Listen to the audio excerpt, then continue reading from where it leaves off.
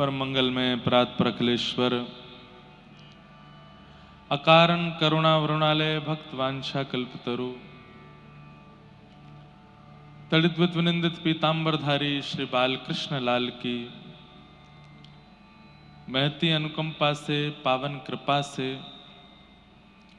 हम आप सब लोग 3 दिवसीय भक्त चरित्र श्रवण करने के लिए यहाँ एकत्रित हुए हैं। ये हमारा परम सौभाग्य है। श्रीमद् भागवत जी की सन्निधि है, भागवत जी सन्मुख विराजमान है और भक्त चरित्र की पावन कथा हम आप सब लोग श्रवण करने के लिए भारत के दक्षिण क्षेत्र के इस तमिलनाडु के चेन्नई में, जिसे मद्रास भी कहते हैं, वहाँ एकत्रित हुए हैं। ये हमारा परम सौभाग्य है। और वैसे तो चेन्नई 2-4 बार आने का अवसर मिला, लेकिन हर बार चेन्नई माध्यम है तिरुपति जाने का या अन्य किसी क्षेत्रों में, दिव्य देशों में या दक्षिण दर्शन करने के लिए जब आते हैं तो चेन्नई से ही सब जगह जाते हैं। पर अपनी वाणी को पवित्र करने के लिए, हरि चर्चा श्रवण कराने के लिए चेन्नई पहली बार आना हुआ है। और ये भी पता नहीं कौन से किसी वैष्णव की या आप में से किसी एक परम भागवत की परम इच्छा रही होगी जो ये क्रम बन गया। नहीं तो हमारे प्यारे गिरधर लाल जी का भी ब्याहुला उत्सव परसों विश्राम हुआ बरसाने में। आप सबको भी बधाई हो। तो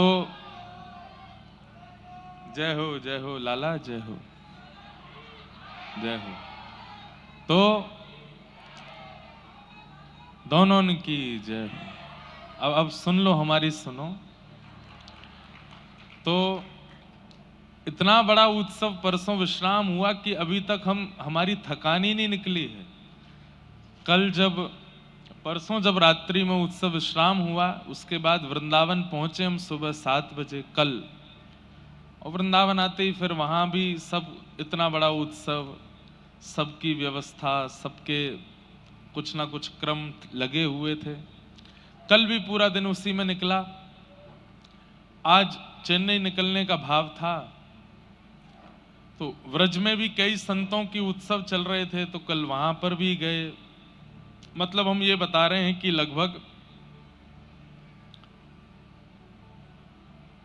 करीब 48 घंटे हो गए हैं और 48 घंटे से हम सोए नहीं हैं, 48 घंटे से उठे ही हुए हैं।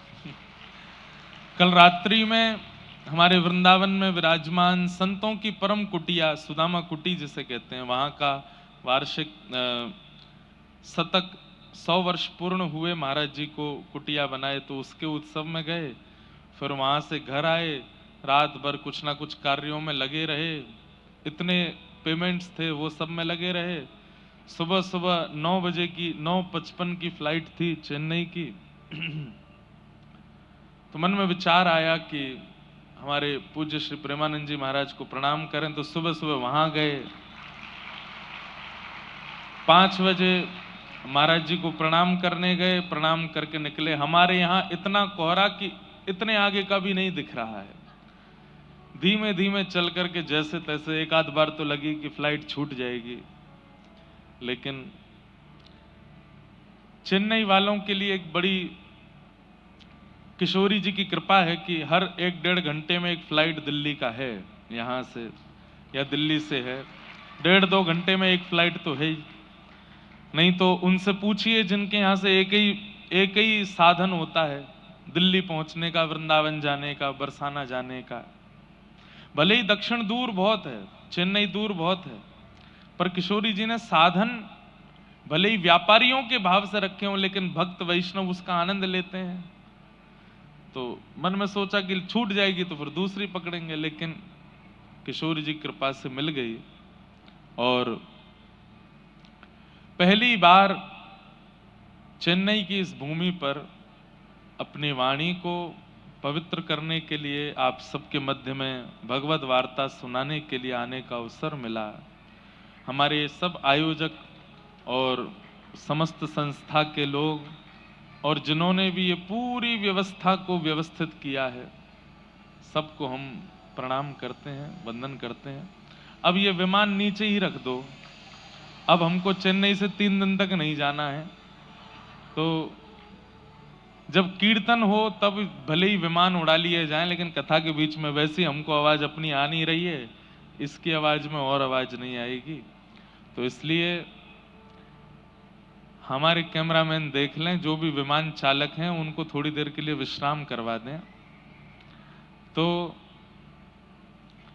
बड़ी कृपा है, दक्षिण सामान्य नहीं है।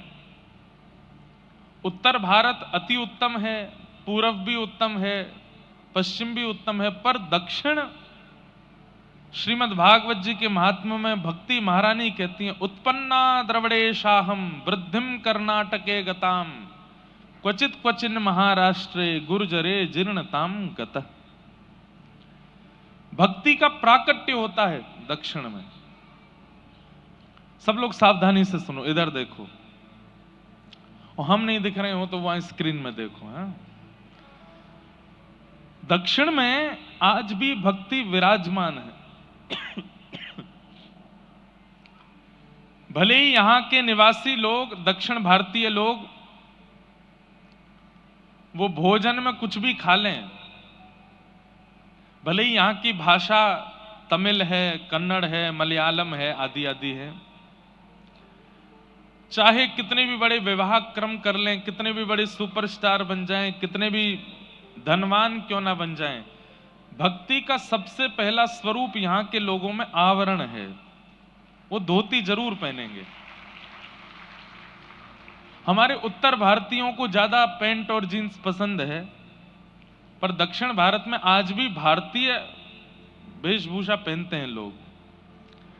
कितने भी बड़े उद्योगपति के घर में विवाह क्यों ना हो, हमारे यहाँ जो पोशाक बनती हैं खूब महंगी महंगी बनती हैं, लेकिन यहाँ की पोशाक विवाह की आज भी धोती लुंगी है, ऊपर एक टी शर्ट पहन लेंगे, एक पटका पहनेंगे, बस 600 रुपया की पोशाक है पूरी।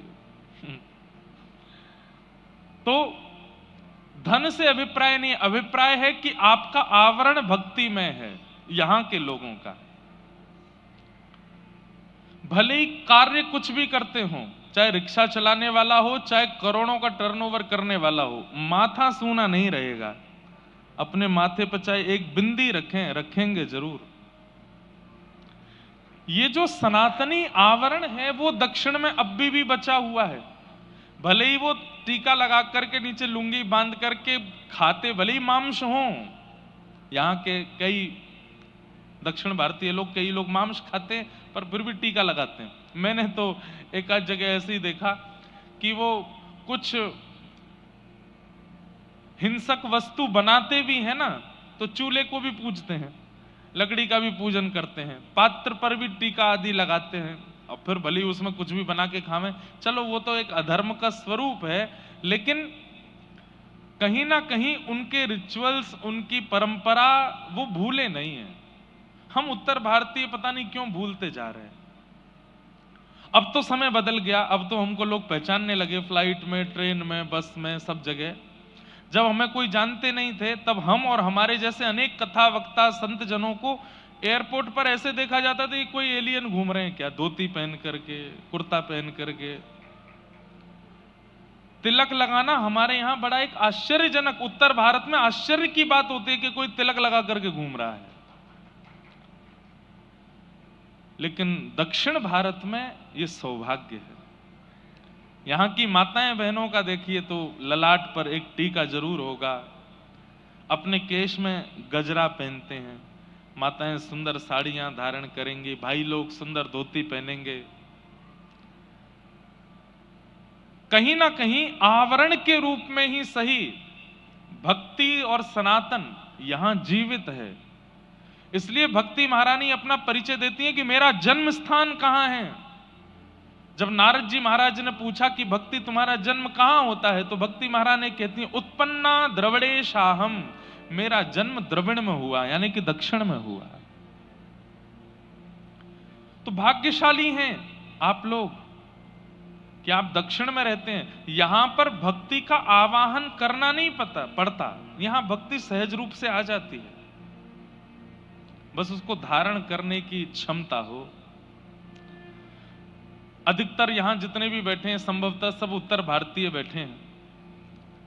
आप लोग अपने व्यापार के लिए, अपने कार्य के लिए किसी न किसी रूप से यहां पर आए हैं, परंतु दक्षिण का एक सौभाग्य अपने अंदर धारण कीजिए कि यहां भक्ति सहजता में प्राप्त हो सकती है अगर आप चाहो तो। हमारी प्रार्थना, जितने भी कार्यकर्ता पीछे घूम रहे हैं पंडाल में, अगर वे लोग बैठ करके कथा सुने तो हमें भी सुख लगेगा। कोई अगर पीछे बोल दें, जो कार्यकर्ता अपने सब यहां मंडल के लोग जो ऐसे घूम रहे हैं, वो सब भी बैठ करके कथा सुने तो अच्छा लगेगा। सब लोग हम आए किस लिए? कोई मनोरंजन करने थोड़ी आए हैं। हम इतनी दूर से 48 घंटे बिना सोए, इससे बढ़िया तो हम ट्रेन से आते तो भी 48 घंटे बिना सोए आते, लेकिन हम आए इसलिए कि हम कथा सुनाएं, आपको भक्त चरित्र सुनाएं, कुछ सिखा करके जाएं। और वो तभी प्रकट हो सकता है जब हमारा मन शांत हो जाए। अब थोड़ी चहल पहल रहती है तो मन थोड़ा ऐसे ही रहता है, इसलिए सब बैठ जाओ, सुनो। भक्ति महारानी का प्रादुर्भाव दक्षिण में होता है, इसीलिए आद्य गुरु शंकराचार्य से लेकर के श्रीमद रामानुजाचार्य महाराज, और मैं कितने नाम आपको गिनाऊं, कितने आचार्य ऐसे हुए जिनका प्रादुर्भाव दक्षिण में ही हुआ है। वे दक्षिण से उत्तर गए हैं, उत्तर में जाकर के भक्ति की स्थापना करके आए हैं। श्रीमद वल्लभाचार्य जी महाराज पुष्टि मार्ग के प्रवर्तक आचार्य चरण, उनके पिताजी भी दक्षिण भारत से ही थे। आद्य गुरु शंकराचार्य भगवान भी दक्षिण भारत से। हमारे शेषावतार भाष्यकार श्री रामानुज स्वामी जी महाराज, वो भी दक्षिण भारत से। माध्वाचार्य, वे भी दक्षिण भारत से। सब आचार्यों की मूल गादी और मूल उत्पत्ति दक्षिण में ही है। इसका मतलब क्या है? सब जगह की मिट्टियां उपजाऊ होती हैं। कहीं पर सेब की खेती होती है, कहीं आम की खेती होती है, कहीं पर सब्जियों की खेती होती है, कहीं दाल की खेती होती है, कहीं धान होते हैं। अगर ऐसा कह दूं तो कोई अतिशयोक्ति नहीं है कि दक्षिण भारत की भूमि विद्वानों को और भक्तों को जन्म देती है। क्योंकि आप जिस पथ पर चल रहे हैं, जो भी भक्ति का मार्ग, ज्ञान का मार्ग आप पालन कर रहे हैं, उस ज्ञान और भक्ति के मार्ग को सिखाने बताने वाले सब यहीं जन्मे हैं। आज भी हमारे इसरो में या फिर साइंटिस्ट के जितने भी प्रकल्प हैं, वहां पर भी दिमागदार जितने भी सबसे ज्यादा लोग होंगे वो भी दक्षिण भारत के हैं। बुद्धि में अग्रगण्य, भाव में अग्रगण्य, विचारों में अग्रगण्य, नियमों में अग्रगण्य, सब कुछ है यहां पर। तो इसलिए यहां की भूमि आपको प्राप्त है, भले ही आप व्यापार के लिए हैं, भले ही आप पीढ़ियों से यहां रह रहे हैं, पर यह सौभाग्य कि आप यहां हैं। तो यहां सब कुछ प्राप्त करिए, लेकिन अब प्रयास कीजिए कि यहां की मिट्टी, यहां की वायु, यहां का वातावरण आपके चित्त में भक्ति को जन्म दे, क्योंकि भक्ति यहां विचरण करती रहती है। लेकिन अब तक तो हम दक्षिण की प्रशंसा कर रहे हैं, लेकिन हमारा उत्तर भारत भी कम नहीं है। उत्पन्ना द्रविड़ेशाहम वृद्धिम कर्नाटके गताम क्वचित क्वचिन महाराष्ट्रे गुर्जरे जीर्णताम गतः। लेकिन वही भक्ति महारानी कहती हैं, जब मैं उत्तर भारत के वृंदावन में जाती हूं तो क्या होता है? वृंदावन पुनः प्राप्य नवीनेव स्वरूपिणी, धन्यम वृंदावनम तेन भक्तिर नृत्यति यत्र च। यहां जन्म होता है भक्ति का, लेकिन वृंदावन में जाकर के तो भक्ति महारानी नृत्य करती है, नाचती है, डोलती है। इसलिए वृंदावन तो अद्भुत है ही, लेकिन वृंदावन व्रज की प्राप्ति कराने के लिए ये दक्षिण का माध्यम आप ले सकते हो, दक्षिण का सहारा आप ले सकते हो। वो बात अलग है कि यहां पर भाव प्राधान्य भक्ति से ज्यादा श्रेष्ठ ज्ञान प्राधान्य भक्ति है दक्षिण में। हमारे यहां ठाकुर जी को सुबह सुबह उठाते हैं ना, तो मंदिर में गाते हैं, मोहन जागिए बलि जई हैं, लाला जागिए बल जई। हमारे यहां भाव की भक्ति ज्यादा प्रधान है। आप सब लोगों को आवाज आ रही है ना हमारी? हमारे यहां भाव की भक्ति ज्यादा प्रधान है। यशोदा मैया लाला से कह रही है, लाला उठ जा, भोर रह गई है, देख सूर्य ने कर आयो, जल्दी उठ जा। ठाकुर जी कह रहे ना मैया अब ही ना उठ रो। तो फिर यशोदा मैया ठाकुर जी को लोभ दे रही हैं, तेरे कारण श्याम सुंदर मैं नई मुरलिया लई, मोहन जागिए बलि जई हैं, लाला जागिए बलि जई। लाला देख तेरे काजे नई मुरली लाई हूं मैं। सोई ठाकुर जी उठ करके बैठ जाते हैं, और जैसे ही मुरली के बहाने ठाकुर जी उठते हैं, यशोदा मैया आरती उतार देती है, ठाकुर जी की मंगला हो गई। अब हमारे उत्तर भारत के वृंदावन के मंदिरों में अलग अलग पद्धति से इन्हीं भाव से ठाकुर जी को उठाया जाता है। पर आपके दक्षिण भारत में उत्तिष्ठ उत्तिष्ठ गोविंद उत्तिष्ठ गरुणध्वज उत्तिष्ठ कमलाकांत त्रैलोक्यम मंगलम कुरु।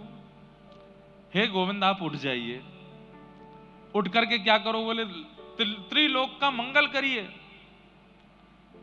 हे कमलाकांत, हे लक्ष्मी जी के स्वामी, आप उठ जाइए, उठ करके इस पूरे विश्व का कल्याण कीजिए, तीनों लोकों का कल्याण कीजिए। यहां सुप्रभातम गाया जाता है। यहां ठाकुर जी को वैदिक रीति से सेवा का भाव है। यहां पर ठाकुर जी की सेवा में वैदिक भाव प्रधान है, ज्ञान प्रधान है। हमारे उत्तर भारत में भाव प्रधान है, भक्ति भाव प्रधान है। यहां ठाकुर जी का भोग लगाएंगे तो भोग लगाते समय त्वदीयं वस्तु गोविंद तुभ्यमेव समर्पयेत् ग्रहाण मुखो भुक्त्वा प्रसीद परमेश्वर। ठाकुर जी आप भोग लगाइए, आपके सामने इतने व्यंजन हैं, और भोग लगाएंगे, आंख पर हाथ रख के ठाकुर जी को ऐसे पवाएंगे। पर हमारे उत्तर भारत में आज दधी मीठो मदन गोपाल, ठाकुर जी के आगे पद गाएंगे, ऐसो दही हम कबहु न चाख्यो सुन गोकुल के नाथ, आज दधी मीठो मदन गोपाल। यशोदा मैया, अब पुष्टि मार्गीय परंपरा में एक पद आता है, मुझे पद याद नहीं है, वहां पर यशोदा मैया बार बार पाए लगती है ठाकुर जी के, लाला अनेक भोजन कर ले। क्यों? छोटे बालक हैं, और छोटा बालक जो होता है ना, वो दौड़ता रहेगा, कभी वहां चढ़ जाएगा, कभी कहीं चढ़ जाएगा, कभी नीचे बैठ जाएगा, कभी कहीं भाग जाएगा, पीछे मां थाली लेके भाग रही है, लाला अनेक खा ले। तो हमारे यहाँ के ठाकुर जी छोटे बालक के रूप में हैं, तो पुजारी जो हैं वो ठाकुर जी के बार बार पैर पूजते हैं, ठाकुर जी भोजन कर लो, ठाकुर जी प्रसाद पालो, आज कड़ी पकौड़ी बनी है, आज आपके लिए सुंदर मीठे भात बने हैं, थोड़ा पा लीजिए। अच्छा, दक्षिण भारत के विशेष मंदिरों में ठाकुर जी की मंगला हो जाती है सुबह 3:45 बजे। तिरुपति बालाजी तो सोते ही नहीं है, 24 घंटा जागे रहते हैं। थोड़ी देर के लिए उनका कपाट बंद होता, बाकी तो दर्शन देते रहते हैं। कहीं कहीं मंदिरों में शयन हो जाते हैं तो 9 बजे, 8 बजे, 10 बजे शयन हो जाते हैं, 7:30 बजे। और ठाकुर जी का मंगला हो जाती है सुबह 3:45 बजे। 3:45 पे तो उठ गए ठाकुर जी, और उठते ही महाराज शुद्ध जल से स्नान होगा, स्नान होने के बाद ठाकुर जी का मार्जन होगा, उसके बाद ठाकुर जी का तिलक स्वरूप होगा, फिर आरती होगी। हमारे यहाँ बिहारी जी कितने बजे उठते हैं? सुबह 8 बजे उठते हैं। कितने बजे? 8 बजे उठते हैं, और 8 बजे भी उठते हैं तो आरती होती है, घंटी नहीं बजाई जाती। क्यों? लाला है, अभी आंख खुली नहीं है, डर जाएगा। तो हमारा उत्तर भारत जो है वो भक्ति भाव परसों उत्सव विश्राम हुआ। कल एक दिन तो हमने रखा कि भाई सब ऐसे थोड़ी, परसों कल ही आ जाता तो फिर मैं यहाँ व्यासपीठ पर सो रहा होता। तो फिर मैंने कहा एक दिन तो दो, तो फिर आज आए। आज कल और परसों 3 दिन यहाँ क्रम करेंगे। उसके बाद फिर 2 दिन का बीच में समय है, उसमें अपने कुछ और कार्य हैं वो करने जाएंगे। फिर कलकत्ता में कथा है, वहां पहुंच जाएंगे। तो ये 3 दिन का सत्र हमको मिला है। इसका उद्देश्य केवल एक है हमारे मन में, आपके मन में क्या है पता नहीं, पर हम अपने मन की बता दें कि 3 दिन के अंदर हम सबकी चित्तवृत्ति, हम सबकी मनस्थिति, हमारी बुद्धि, उसमें भगवत प्राप्ति की एक किंचित इच्छा प्रकट हो जाए। बंधुओं देखिए, धन सब कमाते हैं, ऐश्वर्य सब कमाते हैं, यश सब कमाते हैं, और ये सब कमाने के लिए हम लोग पृथ्वी पर आए हैं, ये बिल्कुल मिथ्या बात है। नहीं, सुत दारा और लक्ष्मी पापी के भी होए, पापी भी कर लेता है ये सारे काम। हम में और पापी में अंतर क्या है कि उसने धन भी कमाया, ऐश्वर्य भी कमाया, यश भी कमाया, पर हमने इन सब के साथ साथ ठाकुर जी को भी पाया। ये विशेषता है। वो धन धन नहीं है जो ठाकुर जी से युक्त ना हो, वो यश यश नहीं है जो ठाकुर जी से युक्त ना हो, वो परिवार परिवार नहीं हो सकता जिसमें ठाकुर जी की भक्ति ना हो। इसलिए सब कुछ कमाना है संसार में, पर भक्ति युक्त होकर के, भक्ति की धारा से कमाना है, भक्ति के स्पर्श से कमाना है। तो वो उद्देश्य हमारा इन 3 दिनों में बने कि चौथे दिन जब यहां कथा विश्राम हो, उसके बाद आपकी स्थिति ऐसी हो जाए कि हंसना, बैठना, उठना, खाना, पीना, नाचना, कपड़े पहनना, सब में ठाकुर जी विराजमान हो, सब में। यहां कई लोग मुझको ऐसे दिख रहे हैं जो स्वरूप धारण, तिलक धारण करके बैठे हैं, और उनके तिलक से ऐसा लगता है शायद वो रोज ही लगाते होंगे। हाँ हाँ, आपके से। इसका मतलब क्या है? इनके रूप का आकर्षण दूसरों के लिए नहीं है। जिनको अपने रूप का आकर्षण करना होता है वो दुनिया भर के पलस्तर अपने मुख पर लगाते हैं, लेकिन जिनको ठाकुर जी को आकर्षित करना होता है वो तिलक नित्य लगाते हैं, नित्य धारण करते हैं। जैसे हमारी माताएं बहनें, और अब माताएं बहनों तक कहां रहे, अब तो भाई लोग भी खूब श्रृंगार करते हैं अपना। भाइयों के भी मेकअप होते हैं, पहले नहीं होते थे, अब होने लग गए। तो उसके पीछे कारण क्या है? किसी का आकर्षण, किसी को अपनी ओर आकर्षित करना है, इसलिए करते हैं। ठीक वैसे ही चाहे ये लाल श्री हो, चाहे ये सफेद पासा हो, चाहे व्रज रज हो, चाहे पीला चंदन हो, जैसे ही आप ये धारण करते हो ना, इससे और कोई आकर्षित नहीं होता, ठाकुर जी आकर्षित होते हैं, ठाकुर जी समीप आने का भाव बनाते हैं। जब कोई तिलक लगा करके अपने घर से निकलता है, तो जैसे कोई मेकअप करके श्रृंगार करके निकलता है, तो रूप के आकर्षक लोग उसको देखते हैं, ओहो इसका रूप देखो कितना सुंदर, कितना गोरा, कितना आकर्षक। ठीक वैसे ही तिलक स्वरूप लगा करके जब व्यक्ति निकलता है तो ठाकुर जी उसको देखते हैं। अरे हम कह रहे हैं 24 घंटा में वो एक बार भी अगर हमको देख लेते हैं तो कितनी बड़ी कृपा है। जो व्यक्ति नित्य तिलक लगाता है, ठाकुर जी उसको एक बार तो जरूर देखते हैं, कैसा लग रहा है, कितना सुंदर है। तिलक स्वरूप धारण करे, उसमें भी फिर धोती पहन ले, शिखा रख ले, आचार विचार की शुद्धि कर ले, तो ये समझो कि 24 घंटा में 2-4 घंटा में ठाकुर जी देख ही लेते हैं एक बार। तो ये मेरो है या को ध्यान मुंह को रखनो है। तो स्वरूप किस लिए? ठाकुर जी के लिए। वस्त्र आवरण किसके लिए? ठाकुर जी के लिए।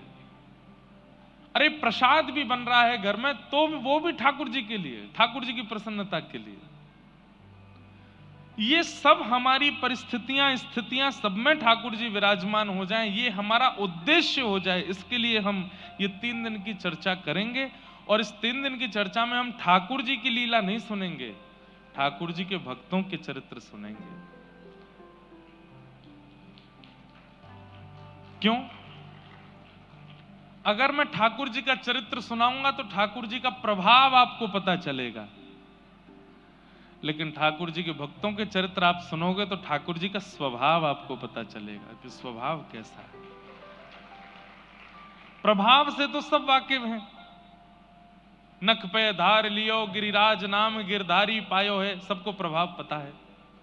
शांताकारम भुजग शयनम पद्मनाभम सुरेशम विश्वाधारम गगन सदृशम वेद वर्णम शुभांगम लक्ष्मीकांतम कमल नयनम योग ध्यान गम्यम वंदे विष्णुम भव भयहरम सर्वलोकैकनाथम। प्रभाव सबको पता है,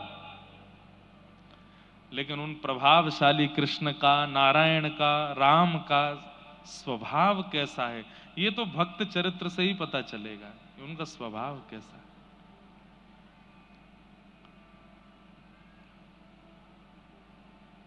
हमारे बरसाने से अभी आए हैं, तो बरसाने में एक किशोरी जी के भक्त हुए, उनका नाम था गुलाब। क्या नाम था? गुलाब। पूरा नाम तो उनका गुलाब खां था। वो भले ही जन्म से हिंदू नहीं थे, लेकिन उन पर बहुत बड़ी कृपा ये हो गई कि उनका जन्म बरसाने में हुआ। बहुत ध्यान से सुनिएगा सब लोग, बरसाने में जन्म हुआ। आज भी पीली पोखर के पास में उनकी समाधि है, उनका चबूतरा है गुलाब खां का। बहुत ध्यान से सुनिए सब लोग, इधर देखो। तो उनके ऊपर कृपा ये हो गई कि वो ब्रज में जन्मे थे। भले ही जन्म उनका हिंदू परिवार में नहीं हुआ, लेकिन ब्रज में जन्मे, और ब्रज में भी बरसाने में जन्मे। ब्रज में जन्म होना बहुत बड़ी बात है। फिर ब्रज में भी गोवर्धन, नंदगाम, बरसाना, वृंदावन, गोकुल में जन्म होना बहुत बड़ी बात है। उसमें भी श्री बरसाना धाम में किशोरी जी के चरणों में जन्म लेना, ये और भी बड़ी बात है।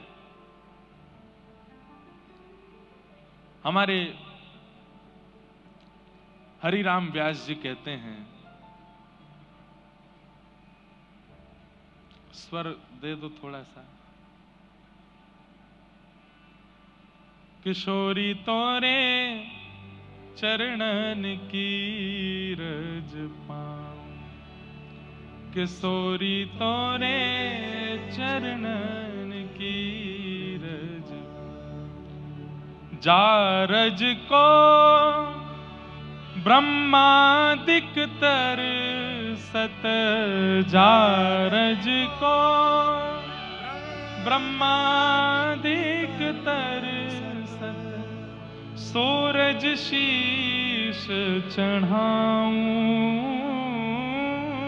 सूरज शीश चढ़ाऊं, किशोरी तोरे चरणन की रज पाऊं, किशोरी तोरे चरणन की रज पाऊं, बैठी रहूं कुंजन के कोने, सुन के गाइए, कुंजन के कोने श्याम राधिका गाऊं,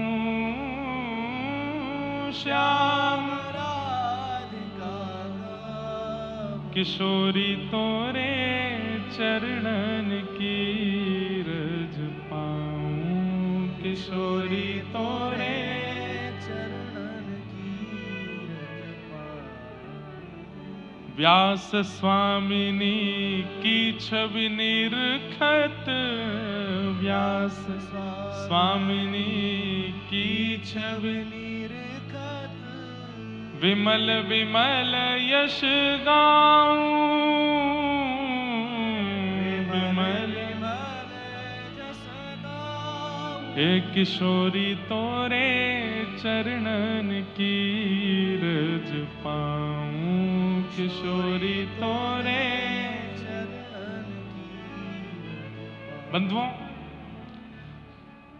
श्री राधा रानी कौन है इसका बहुत विस्तार तो मैं नहीं बताऊंगा, क्योंकि इतना अवकाश भी नहीं है और इतने अधिकारी भी नहीं है कि किशोरी जी का विस्तृत चरित्र यहां कहा जाए।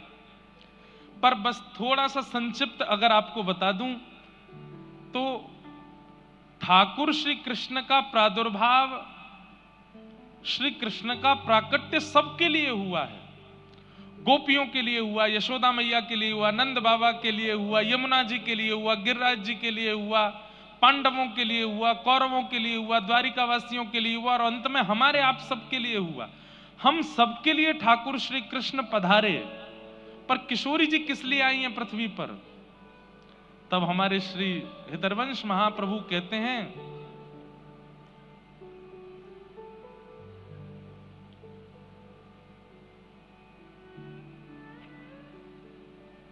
मोहन हित जन्म लियो श्यामा। ठाकुर जी के लिए जन्म लिया है किशोरी जी ने। किशोरी जी और किसी के लिए नहीं आई है, मेरे आपके लिए नहीं आई, वो केवल श्याम सुंदर के लिए आई हैं। और श्याम सुंदर की ही आह्लादनी शक्ति किशोरी जी हैं। वो ठाकुर जी को सुख देने के लिए आई हैं।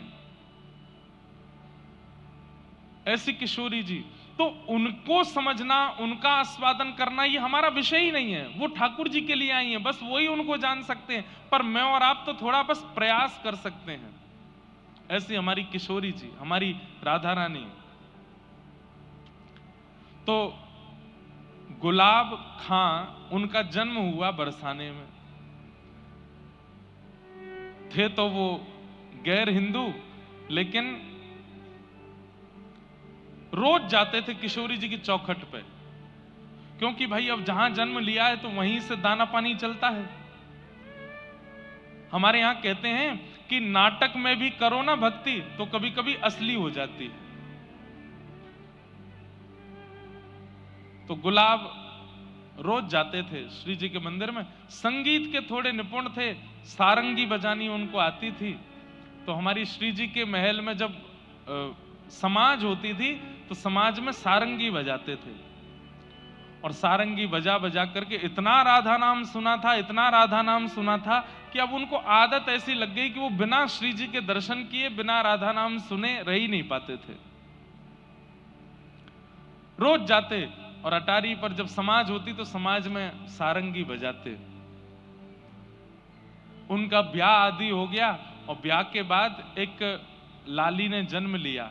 अब उसका मूल नाम तो इन्होंने कुछ भी रखा हो अपने समाज के अनुसार, लेकिन बरसाने में रहने के नाते वहां पे बरसाने में सब छोटी छोटी लालियों को राधा रानी बोलते हैं, श्यामाजू बोलते हैं, किशोरी जी बोलते हैं। तो छोटी सी लाली का नाम इन्होंने राधा रख दिया, अपनी बेटी का नाम राधा रख दिया। थोड़ी सी जब बालिका बड़ी हो गई तो समाज में ये सारंगी बजाने ऊपर जाते थे श्री जी के महल में, तो राधा रानी को संग ले जाते थे, अपनी लाली को संग लेके जाते।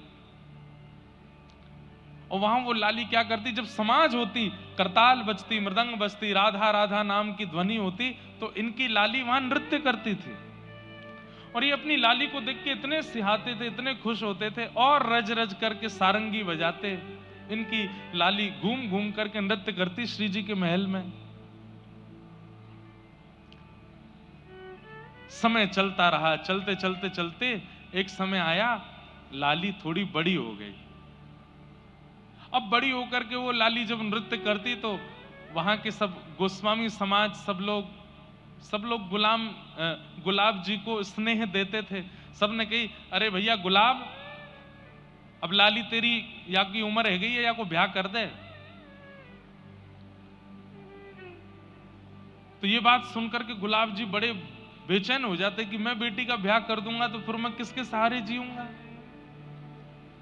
अच्छा, ये और लीला हुई थी कि जब इनकी बेटी ने जन्म लिया तो इनकी पत्नी पधार चुकी थी, केवल घर में पिता और पुत्री ही रहते थे। बहुत ध्यान से सुनो, किशोरी जी की कैसी कृपा। नित्य अपनी बेटी को देखते और वो नृत्य करती। सब लोगों ने कहा लाली का ब्याह कर दो, तो गुलाब जी और तो कोई बहाना नहीं देते, एक ही बहाना देते, मुझ पर व्यवस्था नहीं है, कैसे ब्याह करूं, ब्याह करने के लिए तो थोड़ी व्यवस्था होनी चाहिए। तो दो चार धनी मानी लोगों ने, बरसाने के कुछ वैष्णवों ने, ब्रजवासियों ने कही हम सहायता कर देंगे, तुम ब्याह करो अपनी लाली का, इसका भी घर बस जाए। तो सबके ज्यादा कहने से गुलाब जी सबकी बात मान गए और पास के एक गांव के बालक से अपनी बेटी का ब्याह कर दिया। मन तो भारी हो रहा था, लेकिन जैसे ही बेटी विदा होकर के गई तो ये इतने बेचैन हो गए, इतने बेचैन हो गए कि पुत्री के बगैर अब कैसे रहूं। पुत्री का नाम क्या था? राधा। तो भक्ति जब आनंद में की जाती है, सुख में की जाती है, उसका प्रभाव इतना नहीं होता, लेकिन भक्ति जब विरह में की जाती है तो उसका प्रभाव लाख गुना ज्यादा हो जाता है। विरह में मतलब रोते हुए, बिलखते हुए, बेचैन स्थिति में जब आप किसी को पुकारते हैं तो वो पुकार इतनी पवित्र और इतनी शुद्ध होती है। इसलिए आप हनुमान चालीसा का नित्य पाठ करते हो, आपने अनुभव किया होगा। जो लोग रोज हनुमान चालीसा करते हैं, कैसे करते हैं? जय हनुमान ज्ञान गुण सागर जगत पिस्तुम लोक उजागर नाम दो बलनाम अंजन पुत्र नाम महावीर गोविंद नाम सुमत के कौन राज सुबह कान कौन से कैसा। कई लोग तो इसी बीच में हाथ बजो ध्वजा विराज कांध मुंजन उजाय संघर्ष मन की नंदन देश बता महाजगवंदन विद्यावान गुणी अति चातुर नाम काज करे को। तो प्रभु चरित्र सुनवे को रसिया राम लगो, इशारे में सब बता भी देते हैं रोज करने वाले। लेकिन जैसे ही उनके जीवन में संकट आता है, उस दिन हनुमान चालीसा कैसी होगी? जय हनुमान ज्ञान गुण सागर जय कपीस तिहु। ए भाई 10 मिनट मुझको कोई नहीं छेड़ना, मैं हनुमान जी की आराधना कर रहा हूं। क्यों? क्योंकि पीड़ा में, संकट में, व्यक्ति जब संकट में होता है, पीड़ा में होता है, विपत्ति में होता है, तो उसकी स्मृति, उसका भजन अति पवित्र हो जाता है। बालक अपने माता पिता से भली सीधे मुंह बात नहीं करेगा, लेकिन जब बालक के जीवन में संकट आ जाता है तो रात में जाएगा मां के पास, मां आप बताओ ना मैं क्या करूं, मां मुझे अपने पास ही सुला लो। बोले अच्छा, अब तो तू इतने साल से तो सोया नहीं मेरे पास, अब मेरे पास मेरी बड़ी याद आ रही तेरे को। संकट में, विपत्ति में, पीड़ा में प्रेम पवित्र हो जाता है, आराधना पवित्र हो जाती है।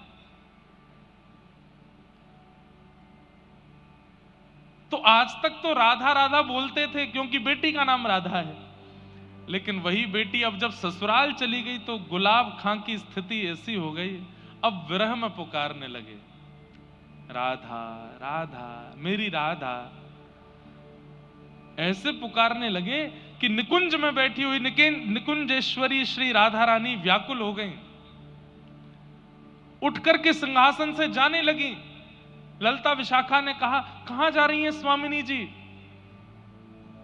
राधा रानी बोली मेरा भक्त मुझे बुला रहा। बोले आपको नहीं बुला रहा है, अपनी बेटी को बुला रहा है।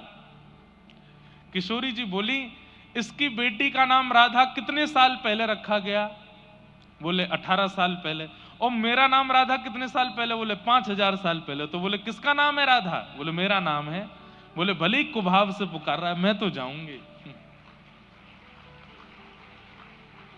वृषभानु की किशोरी सुन गई आहूत भोरी, प्रीत जान कहू थोड़ी तोहे राखेगी शरण।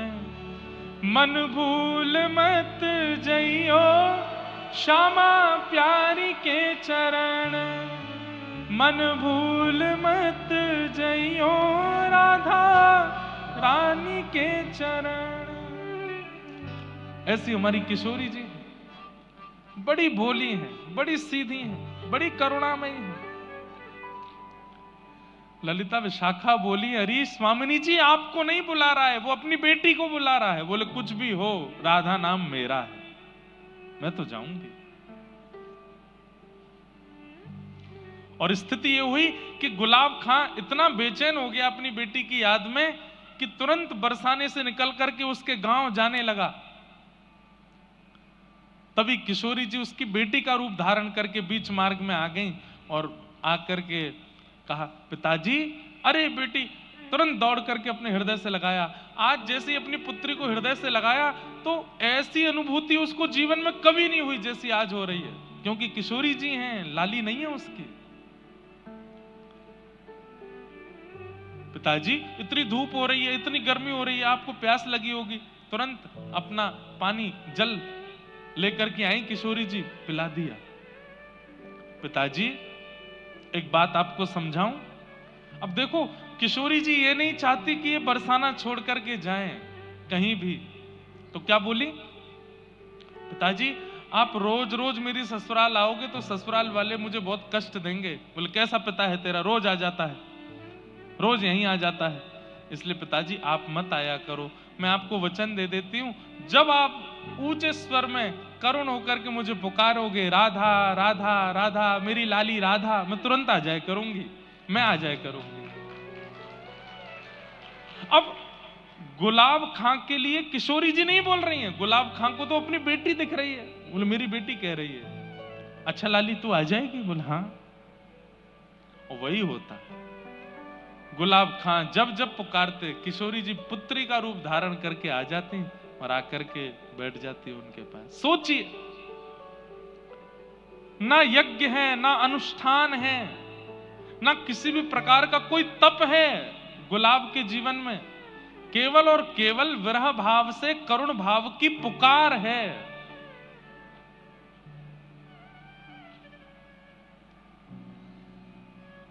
बहुत दिन निकल गए, रोते रोते पुकारते, लेकिन किशोरी जी नहीं आई। तो जब पुत्री नहीं आई तो मन में सोचने लगे, मुझसे तो मना कर दिया कि मेरे ससुराल आना नहीं, और आप पुकारोगे तो मैं आ जाऊंगी, अब इतने दिन से बुला रहा हूं, आ नहीं रही है। तो श्री राधा रानी की चौखट पर पहुंच गए, अर्धरात्रि में जाकर के सिंह द्वार पर बैठ गए और वहीं बैठ करके रोने लगे, मेरी राधा, मेरी राधा, राधा मेरी स्वामिनी राधा, राधा मेरी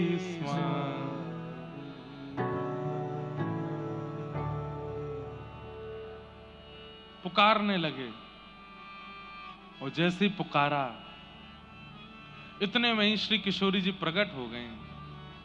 3 दिन से कुछ खाया पिया नहीं था गुलाब खां ने। और किशोरी जी प्रकट होकर के बोली, पिताजी का भयो, आप काई को इतने परेशान है रे? अरे लाली, मैं तुमको कितनों बुलायो, तू काई को ना आई?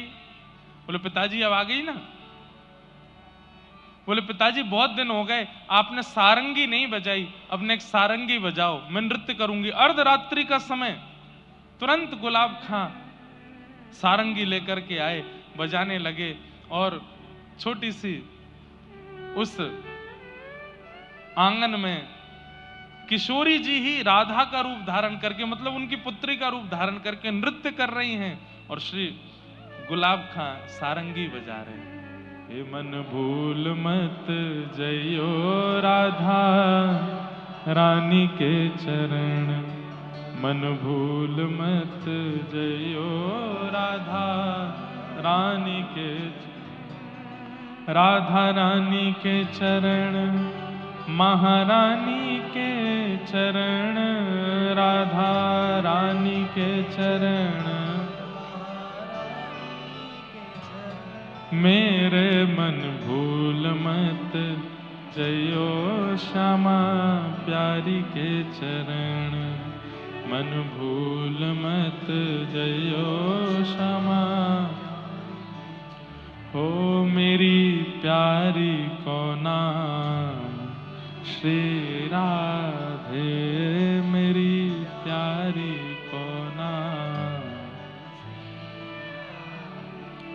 श्री राधे, श्री राधे, श्री राधे,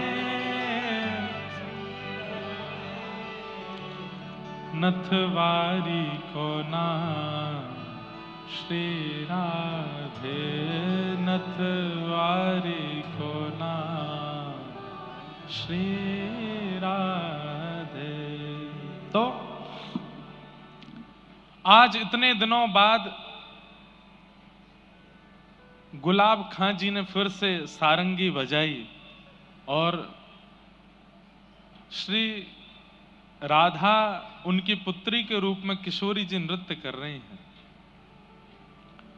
और नृत्य करते करते गुलाब खां जी को इतनी बेचैनी हुई कि मैं अपनी लाली को अपने हृदय से लगा लूं, तो तुरंत सारंगी रोक करके हृदय से लगाने के लिए दौड़े। उसी समय मंगला का समय हो गया। किशोरी जी के महल वृषभानु नंदिनी श्री बरसाने में मंगला का समय था। तो किशोरी जी नृत्य करते करते मंदिर की ओर दौड़ी। पीछे पीछे गुलाब खां भी जा रहे हैं। गोस्वामी ऊपर सेवा के लिए महल में जा रहे थे, उनको किशोरी जी नहीं दिखी, लेकिन पीछे पीछे राधा राधा कहते हुए गुलाब खां जा रहे हैं, वो दिखाई दिए। वो चिल्लाए भी, अरे गुलाब, अरे कहां दौड़ो जा रहा है, अरे कहां को जा रहा है। नहीं सुने, पीछे पीछे दौड़ते चले गए। पुजारी जी ने सोचा गोस्वामी जी ने कहीं जा रहा होगा। राधा वैसे भी अब जब से इसकी बेटी का ब्याह हुआ ये बेचैन ही रहता है, अपनी बेटी की याद में ही रहता है। ऊपर जाकर के गोस्वामी जी ने मंगला की। आपस में फिर चर्चा होने लगी, अरे आज सुबह सुबह गुलाब खां राधा राधा करता घूम रहा था, दौड़ता दौड़ता कहीं जा रहा था, पता नहीं कहां गया। एक दिन, 2 दिन, 4 दिन, 5 दिन, 10 दिन हो गए। सबने पूछा कि भाई आजकल गुलाब खां दिखाई नहीं देता, कहां गया। ढूंढा भी लेकिन मिले नहीं। महीना 2 महीना बीत गए। बोले भैया आजकल गुलाब खां कहां हैं। बोले पता नहीं। तो फिर ऐसी वार्ता हुई कि हो सकता है वो अपनी पुत्री को इतना याद करता था, उसके विरह में हो सकता है प्राण निकल गए हो, पता नहीं कहां है, उसका शव भी नहीं मिला। उसकी पुत्री के यहां जाकर के पूछवाया। बोले तुमको अपने पिता का कुछ अता पता है। बोले कि नहीं, यहां तो कब से नहीं आए, वो महीनों से नहीं आए। थोड़ी दिन चिंता हुई, फिर सब लोग भूल भाल गए। 6 महीना निकल गए, गुलाब खां जी का कोई अता पता नहीं है। 6 महीने बाद गुसाई जी रात्रि में किशोरी जी को शयन करा करके अपने घर जा रहे थे। तभी रात्रि का समय, घनघोर अंधेरा, जंगल में से आवाज आई गुसाई जी को, अरे गुसाई जी राधे राधे। गुसाई जी ने पीछे मुड़कर देखा तो कोई नहीं। बोले कौन है भैया, कौन राधे राधे कर रहा हो। बोले अरे मैं हूं तुम्हारो गुलाब। बोले गुलाब, कहां है भैया तू। बोले मैं यहां हूं, इधर देखो। तो देखा तो एक निकुंज में एक झाड़ी के अंदर बैठे थे। बोले गुलाब, तेरी तो भैया पूरे बरसाने में ऐसी चर्चा भई कि तू तो पधार गए हो, तू तो मर गए हो, तू यहां कैसे। तब उन्होंने पूरा वृत्तांत बताया। बोले कि मेरी मृत्यु नहीं हुई, 6 महीने पहले रात्रि में किशोरी जी ने सारंगी बजवाई और मेरी पुत्री का रूप धारण करके इतने दिनों तक किशोरी जी मिलती रही मुझसे। मैं उनको अपने हृदय से लगाने के लिए पीछे दौड़ा, निकुंज में प्रवेश कर गई और मुझे भी निकुंज में बुला लिया।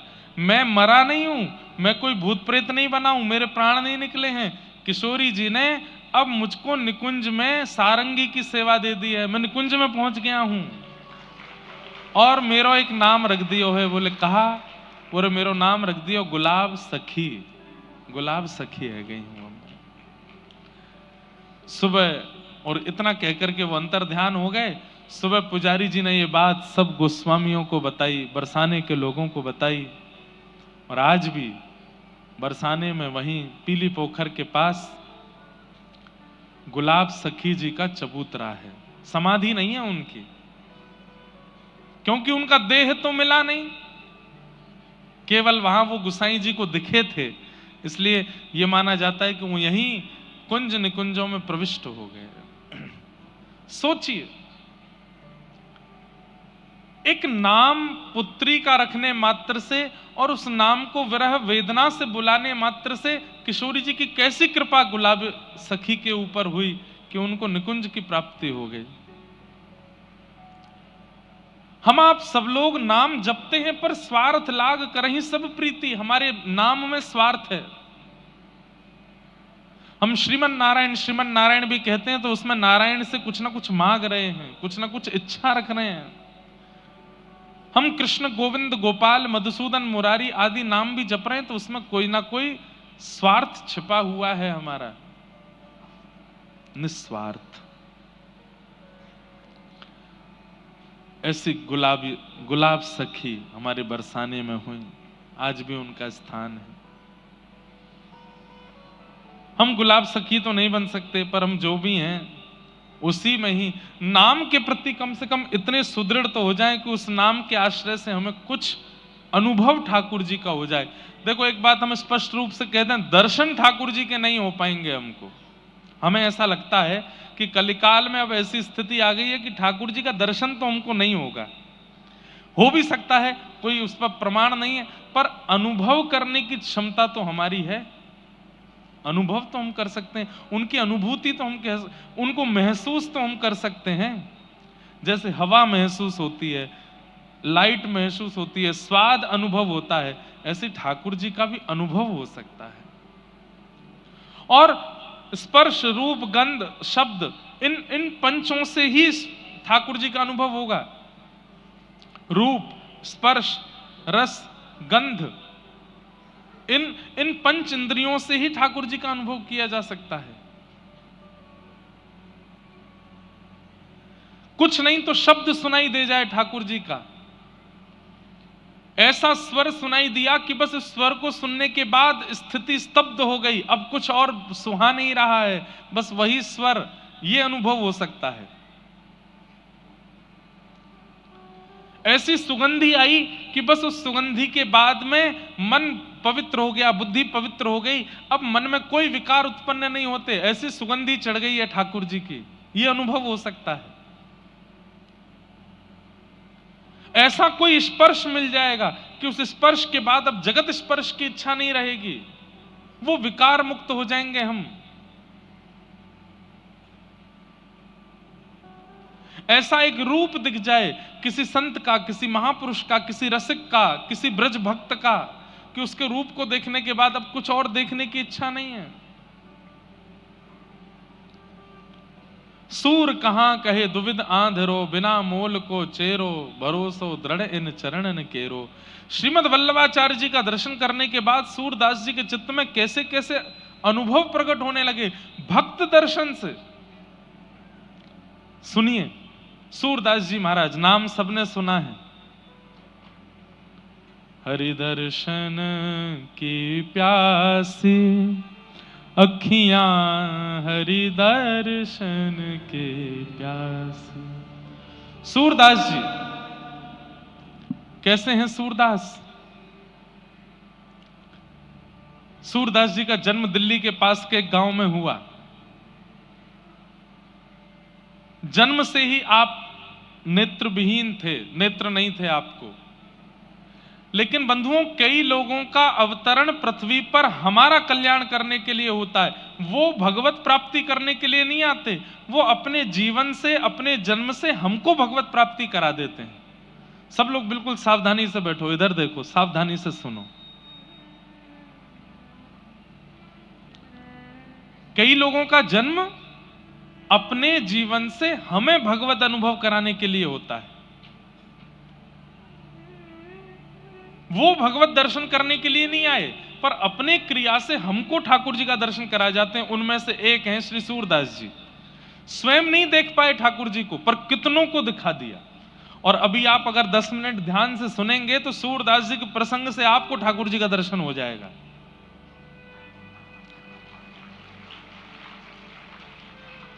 और विशेष रूप से हमारी प्रार्थना, जो आगे बैठे हैं ना लोग, आगे वाली पंक्ति वाले, ये तो बहुत ध्यान से सुना कीजिए। पीछे वाले तो ध्यान से सुनते हैं, आगे वाले वार्ता ज्यादा करते हैं। तो बस इनसे हमारी प्रार्थना है, थोड़ी वार्ता कम करो, ध्यान से कथा सुनो। और एक चीज और कर सको कल से तो और अच्छा लगे, ये कर्ण पिशाचनी जो आप सबके पास है मोबाइल फोन के रूप में, इसको कम से कम 2-2.5 घंटा जब कथा चले तो उतनी देर इसको विश्राम दो, थोड़ी उसको भी आराम करने दो। सूरदास जी का प्रसंग आता है। जन्म हुआ दिल्ली के पास के एक ब्राह्मण कुल में। लेकिन परिवार इतना दीन था कि उनके पास ज्यादा भोजन की और आदि की कोई व्यवस्था नहीं थी। पिताजी ब्राह्मणोचित कर्म करते थे। ब्राह्मणत्व में जो कर्म विहित हैं उनको करते थे। एक बार आपने कहीं कुछ अनुष्ठान आदि किया तो आपको 2 रुपया मिला। इनके पिताजी को, सूरदास जी के पिताजी को, सूरदास जी का नाम तो सुना है ना सबने। 2 रुपया मिला सूरदास जी के पिताजी को। उस समय में 2 रुपया इतना होता था कि उनके पिताजी नाचते हुए गांव में आए और सबको बताया भैया 2 रुपया मिला है, अब तो 6-7 महीना कहीं जाने की जरूरत ही नहीं है, इससे ही घर चल जाएगा। इतने खुश, इतने प्रसन्न हो गए कि अर्धरात्रि का समय अपनी पत्नी के साथ बोले, मैं सो ही नहीं पा रहा हूं, मुझे इतनी खुशी हो रही है, हमको 2 रुपया मिला है। देवी, इसको बढ़िया से कपड़े में मलमल के कपड़े में बांध करके एक जगह पर रख दो, सुबह उठ करके फिर इससे सामग्री लेके आएंगे, ऐसा करेंगे वैसा करेंगे। इतने एक्साइटेड हो गए कि रात भर सो ही नहीं पाए सूरदास जी के पिताजी। पता नहीं रात में कहां से चूहे आए और चूहे वो मलमल का जो वस्त्र जिसमें 2 रुपए बंधे थे उसको लेकर के गए, उसको तो कुतर दिया, 2 रुपया कहीं चले गए, खो गए। सुबह उठे, उठ करके स्नान किया, स्नान करके कपड़े पहने, देवी जल्दी से वो मलमल का कपड़ा दो, खोल करके 2 रुपया निकालो उसमें से। और ढूंढा तो पूरे घर में वो 2 रुपया नहीं मिले। 2 रुपए ना मिलने पर इतना रोए, इतना रोए, इतना रोए कि बेचैन हो गए। हाय नाथ, जैसे तैसे तो इतने सालों में कमाई हुई और वो भी कहां चली गई पता नहीं। तो सूरदास जी के पास में एक विद्या थी। उनके नेत्र नहीं थे लेकिन वो खोई हुई चीजों को ढूंढ लेते थे। उनके पास एक ठाकुर जी के द्वारा प्रदत्त विद्या थी ऐसी, वो बता देते थे उसका कोई सामग्री कहां है, तुम्हारा ब्याह कब होगा, भविष्य बता देते थे, बीता हुआ कल बता देते थे। ये ठाकुर जी के द्वारा कृपा थी उनके ऊपर। सूरदास जी अपने पिताजी को रोते हुए देख बोले, पिताजी आप क्यों रो रहे हो? तो सूरदास जी के पिताजी बोले, बेटा 2 रुपया इतने सालों में पहली बार कमाई की और वो भी खो गए। सूरदास जी बोले, पिताजी इतना व्याकुल, इतनी बुरी तरह रुदन यदि ठाकुर जी के लिए किया होता ना तो ठाकुर जी प्रकट हो जाते आपके आगे। ये 2 रुपया के लिए रो रहे हो? अरे जो खर्च हो जाना उसके लिए क्यों रो रहे हो आप? अरे बेटा तू क्या जाने, तू तो घर में पड़ा रहता है, दिखाई तुझे देता नहीं है, मां भोजन बना देती है, खा लेता है, तू क्या जाने कि पैसे का कितना मूल्य होता है। मुझे तो 2 रुपए चाहिए। और मैंने सुना है तेरे मित्र बताते हैं कि तू भविष्य बता देता है, तू खोई हुई चीजें बता देता है, चल मेरे 2 रुपए बता कहां गए होंगे। सूरदास जी बोले, पिताजी मैं अपने ठाकुर जी के द्वारा दी गई विद्या का इस प्रकार प्रयोग नहीं करना चाहता। पिता हट करवाने लगे, बोले बता 2 रुपया कहां है, तेरे पिता की आज्ञा है। तो सूरदास जी बोले, पिताजी मैं बता दूंगा कि 2 रुपया कहां है, लेकिन उसके बाद मेरी एक शर्त है। बोले क्या? बता दूंगा कि 2 रुपया कहां है, लेकिन मैं घर छोड़ के चला जाऊंगा फिर।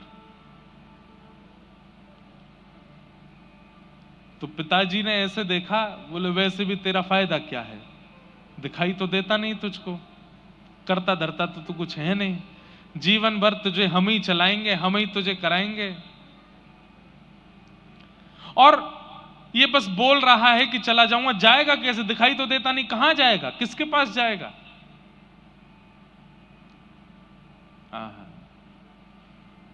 सूरदास जी के अंदर बचपन से ही, कई बच्चों में भी आप लोग देखेंगे कि उनके घर में सिखानी नहीं पड़ी है, पर पता नहीं कहां से उन बालकों में भक्ति आ जाती है। ये उनके पूर्व जन्म के संस्कार हैं। सूरदास जी पूर्व जन्म के श्री उद्धव जी महाराज हैं, इसलिए उनके अंदर भक्ति बाल्यकाल से ही है। कहां जाएगा? 2 रुपया बता के कहीं चला भी जाएगा तो तू जाएगा कहां? सूरदास जी कह रहे हैं नाथ तू अनाथ को अनाथ कौन मोसो, मो समान आरत नहीं, आरत हर तो सो। अरे पिताजी,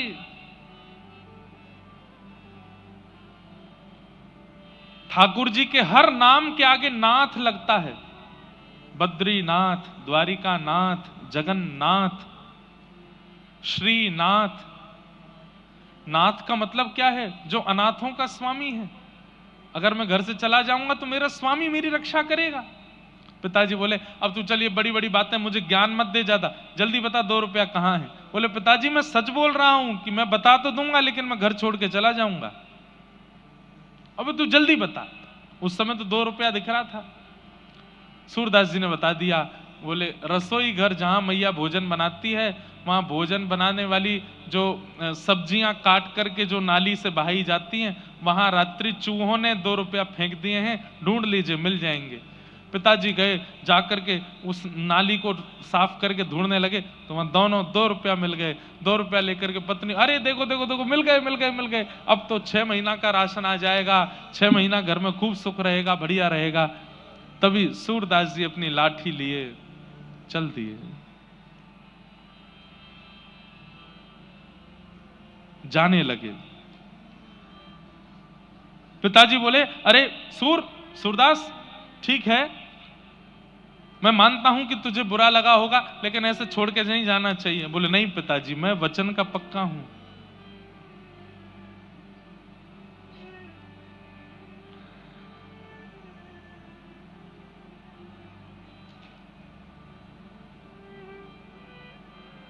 एक बहुत सुंदर पद है,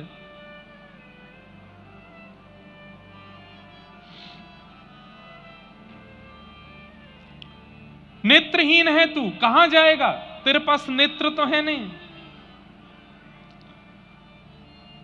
सूरदास जी कह रहे हैं मैं नेत्रहीन हूं।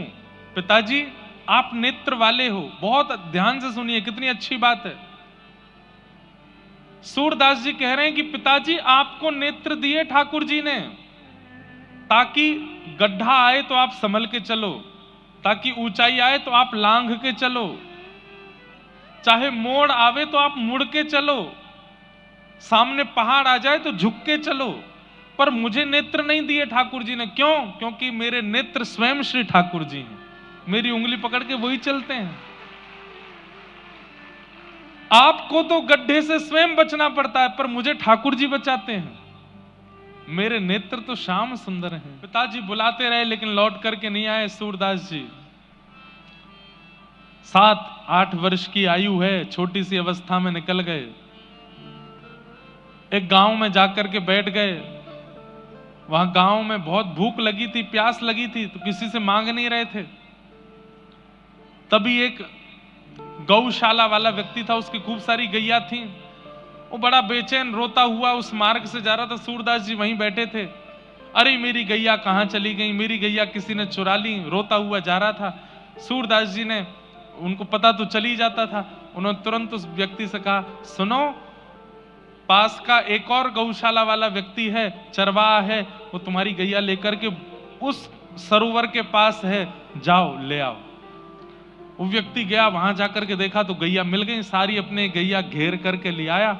उसने सूरदास जी के चरण पकड़े, बोले भैया आप छोटे से बालक हो, आपको कैसे पता कि मेरी गैया वहां थी, और मैं आपके नेत्र देख पा रहा हूं, आपको दिखाई नहीं देता? बोले मैं नयनहीन हूं, मेरे नेत्र ठाकुर जी वही देखते हैं। बोले मैं क्या सेवा करूं? बोले सेवा कुछ मत करो, 4-5 दिन हो गए घर छोड़ के निकल गए, कुछ खाया पिया नहीं है, थोड़ा हमको दूध पिला दो। उसने कहा महाराज जी दूध नहीं पिलाऊंगा, मैं तो एक गैया आपको दान कर रहा हूं। बोले गैया का हम क्या करेंगे, हम पे आंख तो है नहीं, कैसे चराएंगे? बोले मैं एक ग्वारिया भी दे दूंगा, वही चराएगा, वही दूध निकाल के आपको पिलाएगा। सूरदास जी बोले बढ़िया है, दूध पिएंगे, भजन करेंगे ठाकुर जी का।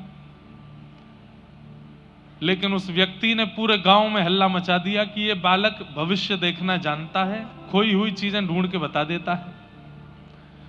अब तो महाराज वहां इतनी भीड़ लगने लगी, कोई बोला मेरा बेटा खो गया, उसको बता दो कहाँ है, सूरदास जी बता देते वहां है। कोई बोलता मेरे बेटा का ब्याह कब होगा बता दो, तो बता देते। मेरी बेटी का किस दिशा में ब्याह होगा, सूरदास जी बता देते, दक्षिण दिशा में उस फलाने नाम के नगर में एक सेठ है, उनके बेटे से ब्याह होगा। इतना अकाट्य सत्य तक बता देते कि तुम्हारे बेटे का ब्याह होगा, उसकी पत्नी मर जाएगी। बोले कि हम कहीं और ब्याह, बोले जहां ब्याह करोगे वो मरेगी ही मरेगी। बोले नहीं ब्याह करें, तो बोले तुम नहीं करोगे तो तुम्हारा बेटा जबरदस्ती ब्याह करेगा। ब्याह तो इसका होगा, और इसके योग ऐसे हैं कि इसको पत्नी की मृत्यु देखनी ही पड़ेगी, ऐसा भविष्य कथन करते थे लोग बाग। इतना दान्य पुण्य, चमत्कार को नमस्कार है, इतना दान पुण्य करने लगे, इतना उनको धन धान। एक गैया थी पहले उनके पास, अब तो गौशाला खुल गई सूरदास जी की, तो महल बन गए उनके, सेवक हाथ पांव दबाने लगे। एक दिन सूरदास जी के मन में इतना वैराग्य आया, बोले घर बनाने के लिए घर नहीं छोड़ा था मैंने, ये तो अपने घर से भी बड़ा घर बना लिया मैंने, इसलिए थोड़ी छोड़ा था घर अपना। और बंधुओं, व्यक्ति किसी के पीछे स्वार्थ से ही लगता है, ये बात तो निश्चित है। तो सूरदास जी के अब हजारों शिष्य हो गए, शिष्य मतलब उनको चाहने वाले। तो एक दिन सूरदास जी ने मंच पर बैठ करके कहा कि मैं आज एक घोषणा करने वाला हूं, तुम सब लोग मुझसे कितना प्रेम करते हो। सब बोले इतना प्रेम करते हैं कि आप पे अपनी जान भी लुटा देंगे। ध्यान से सुनना बात। हजारों लोग बोले हम आप पे अपनी जान भी लुटा देंगे। तो सूरदास जी बोले आज हम एक घोषणा कर रहे हैं। बोले क्या? आज के बाद हम किसी का भूत भविष्य वर्तमान नहीं बताएंगे। आधे लोग तो उसी समय अपना आसन उठा लिए, बोले अब बाबा जी हमारे काम के नहीं है, ये भविष्य ही नहीं बताएंगे, भूत ही नहीं बताएंगे, वर्तमान ही नहीं बताएंगे, तो फिर इनके संग रह के करना क्या है? ये राधे कृष्ण करते हैं, हमको थोड़ी राधे कृष्ण करना है, हमको तो इनके चमत्कार से मतलब था। बंधुओं, हमारे हिंदू वैदिक सनातन परंपरा के कई आचार्यों ने अपने गुणों का त्याग किया, तो लोगों ने उनका त्याग कर दिया। सूरदास जी ने जैसे ही घोषणा करी कि मैं आज के बाद भविष्य नहीं बताऊंगा, भूत वर्तमान नहीं बताऊंगा, तो आधे लोग तो चुपचाप वहां से खिसक लिए। उनसे पूछा गया कहां जा रहे हो तुम? तो प्राण न्योछावर, पत्नी की तबीयत बहुत खराब है, बस उसको देख के आ जाऊंगा। कभी नहीं आया लौट के। बेटे को वहां भेजना है, बस उसको पहुंचा के आ रहा हूं। ऐसे बहाने बना बना के सब चले गए, अकेले सूरदास जी रह गए। अब जिन्होंने महल वहल बनवा के खड़े कर दिए थे, वो भी बोलने लगे बाबा बहुत पैसा लगा है, अब इसको हमको ही दे दो, हमारा घर परिवार बहुत बढ़ गया। बोले रह लो। सब दे दाग करके जब सब त्याग दिया, तो गीता जी कहती हैं आपके चित्त को शांति वस्तु खरीदने से नहीं मिलेगी, आपके चित्त को शांति तो त्याग से ही मिलेगी। त्यागात शांति अनंतरम।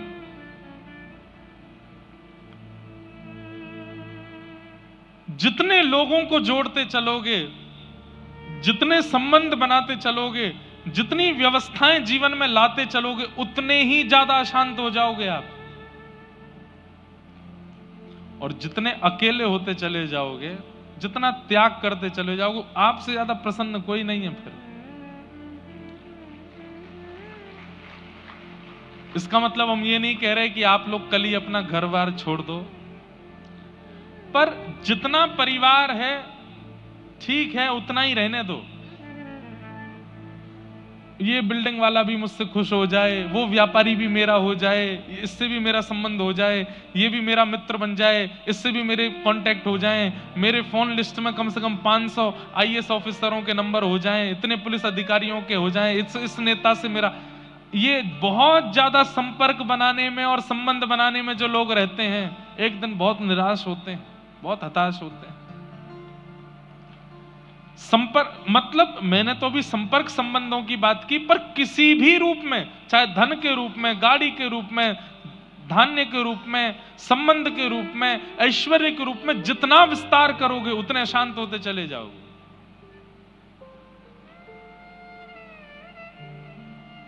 और जितने एकांत उतने प्रसन्न। सूरदास जी ने जब सबने सूरदास जी का त्याग कर दिया, सूरदास जी बोले अब मन को शांति लग रही है, अब मन को अच्छा लग रहा है। और तब निकल पड़े, आगरा के पास एक गांव में जाकर के निवास करने लगे। अब किसी का भविष्य भूत वर्तमान नहीं बताते, उनको पता चल भी जाता है फिर भी नहीं बताते, केवल भजन करते हैं ठाकुर जी का। 30 वर्ष के आसपास की आयु हो गई, तब जाकर के मन में फिर से एक विकार लगा कि कुछ कमी है, कुछ जैसे मानो रह गया हो। तब पूछने लगे अपने आप से कि क्या रह रहा है, क्या छूट रहा है। तब मन से आवाज आई कि अभी तक तुम्हारे गुरु नहीं मिले, तुम्हारे जीवन में सदगुरु नहीं आए। तब इच्छा हुई कि मैं किसको गुरु बनाऊं। बंधुओं, हम एक बात कहते हैं, और हम ही नहीं, ये सब शास्त्र आज्ञा भी कहती हैं कि आप गुरु नहीं खोजते, गुरु आपको खोजता है, गुरु आपको चुनता है। आजकल के बच्चे गुरु चुनते हैं, कौन से वाले बेटर हैं, हेयर स्टाइल जिनकी ज्यादा अच्छी हो, ड्रेसिंग सेंस जिनका बढ़िया हो, प्रभाव जिनका अच्छा हो, गला जिनका अच्छा हो, देखने में जो सुंदर हो, उनको गुरु बनाए। नहीं, ऐसे गुरु नहीं। गुरु कौन? जिसकी वाणी प्रकट होते ही नेत्र बंद हो गए और चित्त में प्रिया प्रियतम का विलास प्रारंभ हो गया, जिसके उपस्थित होते ही मन में जितने विषाद थे, विकार थे, उसके दर्शन मात्र से नष्ट होने लगे, जिसके उपस्थित होते ही ये मेटेरियलिस्टिक वर्ल्ड अच्छा नहीं लग रहा है, अब बस इच्छा हो रही है चल मन वृंदावन धाम, चल मन वरसानो धाम, चल मन भक्ति के मार्ग पर। जिसके चित्त में आती आलस्य चला गया, क्रोध चला गया, काम चला गया, जिसका स्वरूप, जिसकी वाणी, जिसकी उपस्थिति इतने परिवर्तन चित्त में कर दे, वही गुरु है। वो गुरु है। जिसको देख करके आप आकर्षित हो गए, वो गुरु नहीं हो सकता। जिसको देख करके आपके चित्त का अहंकार, आपके चित्त का काम, क्रोध, ईर्ष्या, द्वेष, अभिनिवेश, अहंता, ममता ये नष्ट हो जाए, वो गुरु है। सूरदास जी के मन में विषाद हो रहा था कि मेरे जीवन में गुरु नहीं है। तभी 4-5 लोग चर्चा करते जा रहे थे, अरे तुम्हें पता है एक आचार्य चरण भ्रमण करते हुए व्रजधाम की ओर जा रहे हैं और वो इसी गांव से निकलने वाले हैं। तो दूसरे ने पूछा कौन से आचार्य चरण, तो नाम बोले श्रीमद वल्लभाचार्य जी महाराज। नाम सुनते ही सूरदास जी के चित्त में मानो जैसे किसी प्यासे को प्यास लगी हो, उसको जल पिला दिया हो, ऐसी तीव्र शांति होने लगी। सूरदास जी बोले जिनके नाम में इतनी शांति है, उनके वचनामृत कितने अद्भुत होंगे, उनके दर्शन कितने अद्भुत होंगे।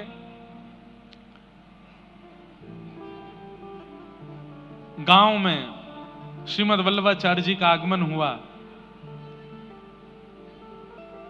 इन्होंने किसी गांववासी से कहा मुझे वल्लभाचार्य जी के दर्शन कराने ले चलो।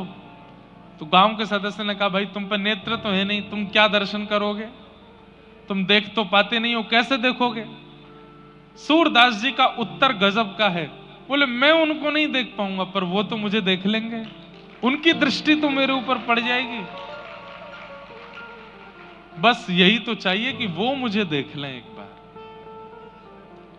और जैसे ही सूरदास जी पहुंचे, श्रीमद वल्लभाचार्य जी महाराज विराजमान थे गुरु रूप में, सामने असंख्य भक्त बैठे थे। किसी ने कहा ये बड़े अच्छे साधक हैं, इनका नाम सूरदास है। और आंसू कवि किसको कहते हैं, जो तुरंत रचना करके गा देता हो, तुरंत रचनाएं करके बना देता हो, उसको आंसू कवि कहते हैं। और ये आंसू कवि हैं। वल्लभाचार्य जी बोले अच्छा इधर आओ। सूरदास जी लठिया लेके गए, बैठ गए, कुछ सुनाओ। सूरदास जी तुरंत गाने लगे, कौन कुटिल खल कामी मौसम, कौन कुटिल खल कामी, जो तन दियो ताहि बिसरायो, ऐसो नमक हरामी। अपनी बुराई करने लगे, मैं तो कुटिल हूं, मैं तो कामी हूं, ऐसा पद गाने लगे। वल्लभाचार्य जी बोले कुछ और सुनाओ। तो सूरदास जी ने दूसरा पद गाया, हरि मैं पतितन को सरदार, मैं पापियों का सरदार हूं, सरताज हूं। हरि मैं पतितन को सरदार, मैं पतितों का सरदार हूं। को कर सके बराबर मेरी, नहीं को के लायक। जो प्रभु अजामिल को दीन्हो, सो पाटो लिखत पाऊं। हरि जी में पतितन को सरताज। तो वल्लभाचार्य जी महाराज सामने बैठे बैठे बोले, हमारी ब्रज भाषा का शब्द है, बोले गिघियाए क्यों रहे हो? मतलब सिंपैथी पाने के लिए अपनी इतनी निंदा क्यों कर रहे हो? मैं ऐसा हूं, मैं वैसा हूं, इतने दीन दुल्लर तिल्लर होकर के इतनी बुराइयां अपनी कर रहे हो। अरे कुछ अच्छा सुनाओ, कुछ ठाकुर जी की लीला सुनाओ। सूरदास जी बोले, मैंने आज तक यही सब गाया है। सुनेरी मैंने निर्बल के बलराम, ये पद तो सबने सुना होगा सूरदास जी का। सुनेरी मैंने निर्बल के बलराम, पिछली साख भरूं संतन की आड़ सवारे काम। जब लग गज बल अपनो बरत्यो, नेक सरयो नहीं काम। निर्बल भय बलराम पुकार्यो, आयो आधे नाम। सुनेरी मैंने निर्बल के बलराम। गजेंद्र ने अपना पूरा बल लगा लिया, लेकिन ग्राह से अपने पैर को नहीं छुड़ा पाया। लेकिन जैसे ही आपको पुकारा तो आधा नाम हरि, हरि पूरा नहीं बोल पाया, केवल ह बोला है। रौ बोलते बोलते तो ठाकुर जी आ गए, आकर के गजेंद्र को वहां से उबार लिया। आए आधे नाम, सुनेरी मैंने निर्बल के बलराम। द्रुपद सुता निर्बल भई तादिन, तज आए निज धाम। दुशासन की भुजा थकित भई, वसन रूप भय श्याम। सुनेरी मैंने निर्बल के बलराम, सुनेरी मैंने निर्बल के बलराम। सूरदास जी बोले, मैंने आज तक ऐसे ही पद गाए हैं, ठाकुर जी के बल का, प्रभाव का जिसमें वर्णन हो, या फिर अपनी निंदा जिसमें हो। गोस्वामी वल्लभाचार्य जी बोले, एक बार जाओ जमुना स्नान करके आओ। जमुना स्नान करके आए तो आकर के बोले, अपने दिव्य चक्षुओं से अनुभव करने का प्रयास करो, सामने क्या दिखाई दे रहा है। सूरदास जी ने यथा उचित वर्णन कर दिया कि आप एक सुंदर आसन पर बैठे हैं, पीली पीतांबरी, पीले वस्त्र पहने हैं, आपके सुंदर ललाट पर गोल तिलक है, वल्लभ कुल का तिलक है, आपके कानों में सुंदर कुंडल है, लंबी चौड़ी शिखा है, आपका ललाट बिल्कुल तेज से भरपूर है। वल्लभाचार्य जी बोले, और बताओ और क्या दिख रहा है? तभी सूरदास जी के नेत्रों से अश्रु आने लगे। ओहो जय हो, आपके बाम भाग में गौर वर्णा श्री किशोरी जी बैठी हैं और आपके दाहिनी गोद में श्याम सुंदर ठाकुर जी बैठे हैं, मुझे दिख रहा है। वल्लभाचार्य जी बोले, अब सुनाओ। तब सूरदास जी ने ठाकुर जी की लीला का पद गाया, ठाकुर जी की किसी लीला का पद गाया। शोभित कर नवनीत लिए, घुटरुन चलत रेणु तन मंडित, गोरोचन तिलक किए। जिनके पास नेत्र नहीं है, ऐसे सूरदास जी तुरंत लीलाएं बना बना करके गाने लगे, आहा वर्णन करने लगे।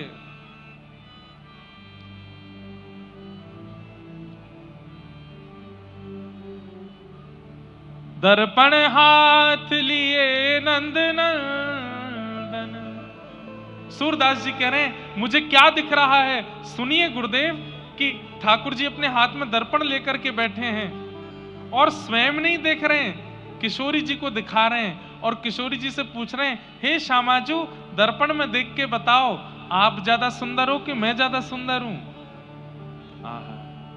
हे राधे रानी तुम्हें लागत हूं मैं कैसो, हे श्यामा प्यारी तुम्हें लागत हूं मैं कैसो। सूरदास जी वर्णन करने लगे ठाकुर जी की लीलाओं का। वल्लभाचार्य जी बोले बस अब हो गया कल्याण। एक गुरु की कृपा की कोर होते ही बिना नेत्रों के भी वो दिखने लगा सूरदास जी को जो किसी को नहीं दिखता था। वल्लभाचार्य जी महाराज ने श्रीमद् भागवत जी की पोथी ली और श्रीमद् भागवत जी के ज्यों ज्यों प्रसंग सुनाए, ज्यों ज्यों वर्णन किए। सूरदास जी को सुनते 4 शब्द हैं पर दिखाई 18 शब्द देने लगते हैं। ठाकुर जी की एक लीला गुरुदेव सुनाते हैं पर उस एक लीला के 18 प्रकार सूरदास जी को दिखने लगता है।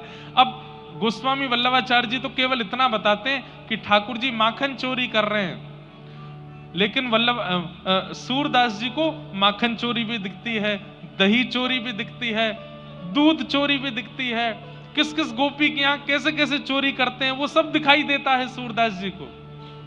सूरदास जी बैठे बैठे रोते रहते हैं, बोले गुरुदेव आप तो जरा सा बताते हैं, मुझे तो बहुत कुछ अनुभव होने लगता है।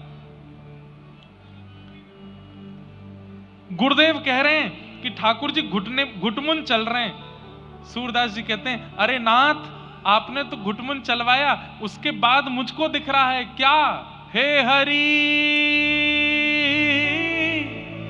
अपने आंगन कछु गावे। ठाकुर जी खड़े हो गए हैं और अपनी एक भुजा उठा करके कुछ गा रहे हैं, घूम घूम करके गा रहे हैं, मुझे दिखाई दे रहा है। ये गुरु कृपा है।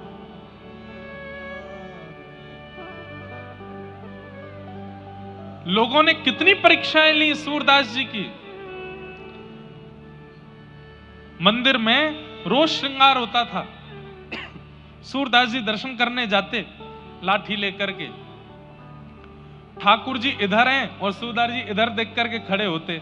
कोई आकर के घुमा देता, बोले सूरदास जी यहाँ हैं ठाकुर जी, तो वहां खड़े होकर के भी ऐसे मुंह घुमा लेते, अच्छा यहाँ हैं, बोले यहाँ नहीं इधर हैं, ये रहे सामने।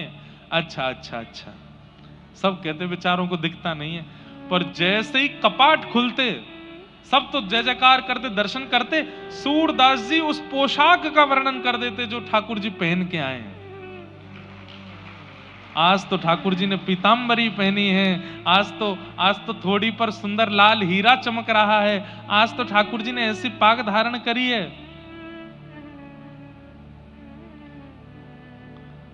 सब लोग बोले भाई सूरदास कैसे तुमको अनुभव हो जाता है इतना, तुम्हें कैसे पता चल जाता है कि ठाकुर जी क्या धारण करते हैं, क्या पहनते हैं? बोले सब मेरे गुरुदेव की कृपा। एक दिन सेवायतों ने सोचा, बोले कि ये सोच के आते हैं कि मैं पीले राग का वर्णन करूंगा, पीले वस्त्र का, और उस दिन गलती से हम पीला ही पहना देते हैं। ये पहले से ही सोच विचार करके आते होंगे और ठाकुर जी कृपा करके वही वस्त्र पहन लेते हैं, इसलिए ये वस्त्र का वर्ण रंग आदि सब बता देते हैं। आज हम एक काम करते हैं, बोले क्या आज ठाकुर जी को वस्त्र ही नहीं पहनाएंगे, देखें तो सही है क्या बताने वाले हैं। ठाकुर जी लंगोटी में खड़े हैं आज केवल। सूरदास जी पहुंचे छड़ी लेकर के, दिखाई नहीं देता नेत्रों से। सूरदास जी आप हर दिन वर्णन कर देते हो ठाकुर जी का श्रृंगार कैसा है, आज वर्णन करो।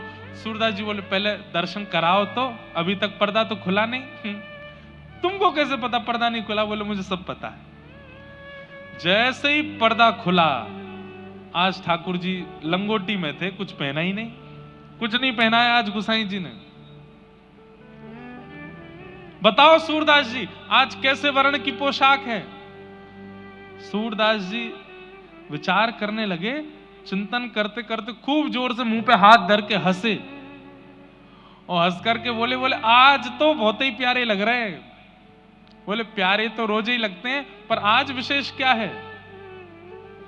सूरदास जी बोले, आज हरि देखे नंगम नंगा, आज हरि देखे नंगम, मोती माल उर्माही विराजे, मोती माल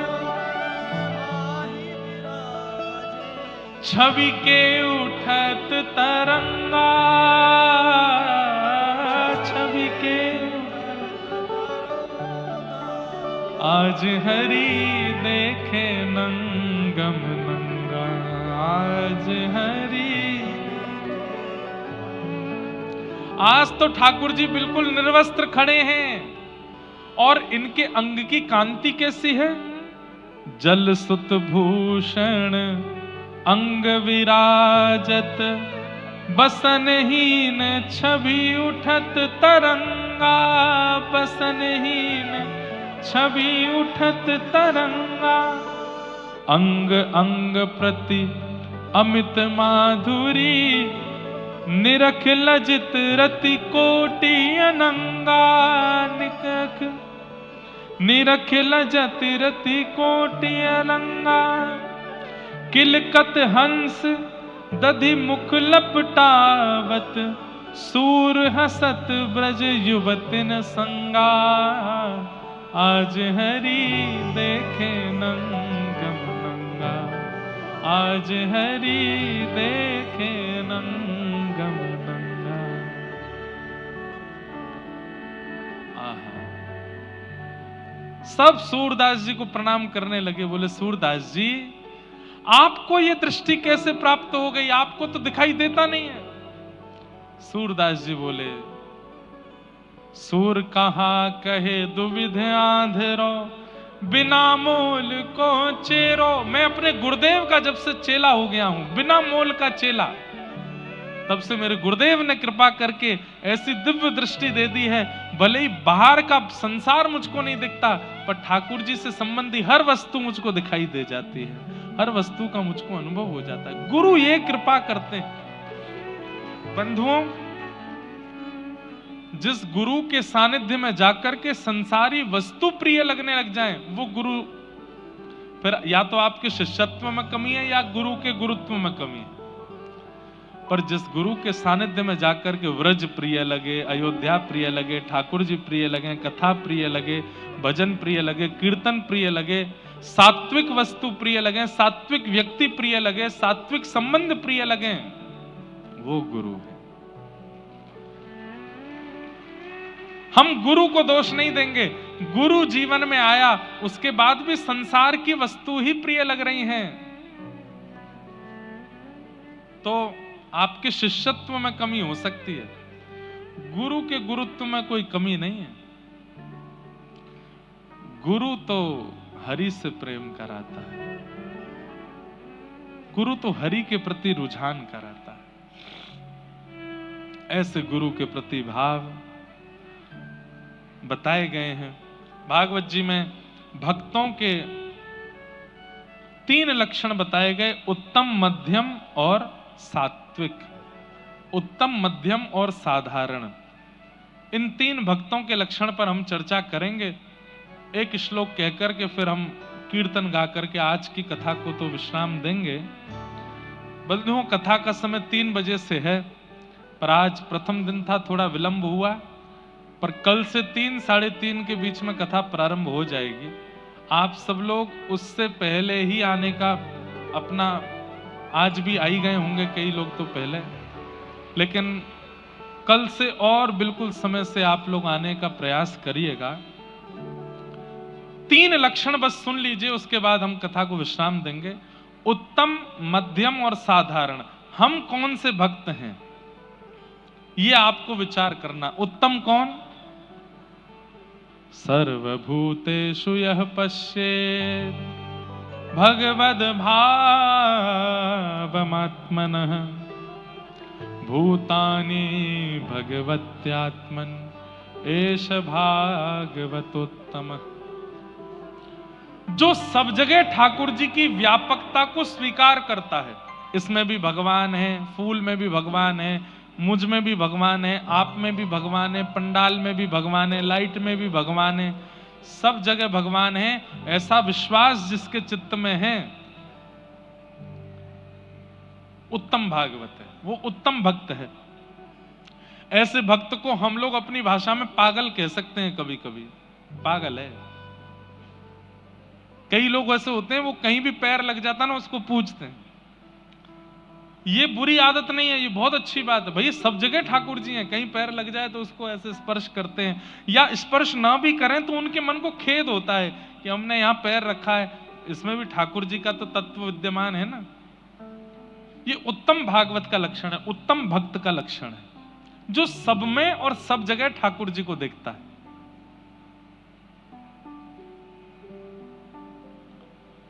मध्यम भागवत कौन है? मध्यम भक्त कौन है? ईश्वरे तदधीनेषु बालशेषु दुषस्तु च प्रेम मैत्री कृपोपेक्षा यह करोति समध्यम। मध्यम भक्त कौन है? बोले ठाकुर जी से प्रेम करता है, उनके भजने वाले ठाकुर जी के भक्तों के अधीन रहता है, उनको उनके प्रति दास रहता है। और जो ठाकुर जी को नहीं भजते उनके प्रति बाल भावना रखता है कि अरे बालक हैं, कोई बात नहीं। और जो ठाकुर जी की निंदा करते हैं उनसे दूरी बना लेता है। ये मध्यम भक्त है। बहुत ध्यान से सुनो, ठाकुर जी से प्रेम करता है, ठाकुर जी के भक्तों का दास बनता है, ठाकुर जी को न जानने वालों के प्रति बालक बुद्धि रखता है, और ठाकुर जी की निंदा करने वालों से दूरी बना लेता है। ये मध्यम भक्त है। उत्तम भक्त इन चार प्रवृत्तियों में, वो चारों में भी भगवान को ही देखता है। मध्यम भक्त के अंदर थोड़ा विभाजन है। और तृतीय है सामान्य भक्त। साधारण भक्त का लक्षण क्या है? अर्चायामेव हरे पूजाम य श्रद्धये हते न तद्भक्तेषु चान्येषु न भक्तः प्रकृत स्मृतः। सामान्य भक्त कौन है? बोले केवल मूर्ति पूजा में विश्वास रखता है, बाकी और कहीं इसकी श्रद्धा नहीं है। केवल मूर्ति पूजा में, मूर्ति में भगवान देखता है। कभी सामने त्रिपुंडधारी उर्तपुंडधारी कोई भक्त वैष्णव आ जाए, उनको प्रणाम नहीं करेगा। कहीं कथा चल रही हो तो उसको आडंबर लगता है, कोई उत्सव मना रहा हो तो उसको पाखंड दिखाई देता है। केवल भगवान की मूर्ति पूजा में ही उसकी निष्ठा है, बाकी सारे प्रकल्पों में उसको आडंबर और पाखंड का दर्शन होता है। साधारण है। केवल मूर्ति में भगवान है और कहीं भगवान नहीं है, ऐसी भावना जिसकी है। सामान्य। हम कौन से हैं? विशेष रूप से यहां जितने लोग बैठे हैं, ज्यादातर संख्या मध्यम वालों की है। मध्यम कौन से हैं? जो ठाकुर जी से प्रेम करते हैं, ठाकुर जी के भक्तों के दास बनते हैं, ना जानने वालों के प्रति बालक बुद्धि रखते हैं, और ठाकुर जी की निंदा करने वालों की उपेक्षा करते हैं। हम सब मध्यम भक्त हैं। इन 3 दिन की कथा से, इन 3 दिन के प्रसंग से हमको उत्तम बनना है। आपके लिए कठिन तो बहुत हो जाएगा, पर अगर उत्तम बन गए तो बस आनंद हो जाएगा। उत्तम मतलब जहां देखो वहीं ठाकुर जी हैं। जित देखूं उतित श्याममयी है, उधर ठाकुर जी हैं। मीराबाई ऐसी हैं, सूरदास ऐसे हैं, जहां देखते हैं वहीं ठाकुर जी हैं।